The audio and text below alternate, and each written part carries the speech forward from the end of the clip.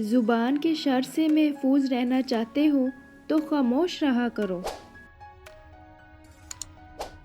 بے وقوفوں سے دوستی مت کرو کیونکہ یہ مشکل وقت میں تیری مشکلات میں اضافہ کریں گے۔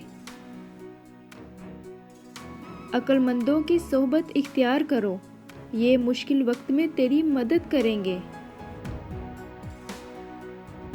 موت کو ہر وقت پیش نظر رکھو اور مصائب دنیا کو سہل خیال کرو۔ جاہل لوگوں سے کم ملو ورنہ وہ تجھے بھی جاہل بنا دیں گے۔ دوست سے راز کی بات مت کہو، ہو سکتا ہے کل وہ تمہارا دشمن بن جائے۔ زیادہ سنو اور کم بولو، سچ بات کو مت چھپاؤ اور جھوٹ مت بولو۔ صحت اللہ کی بڑی نعمت ہے، اس کی قدر کرو۔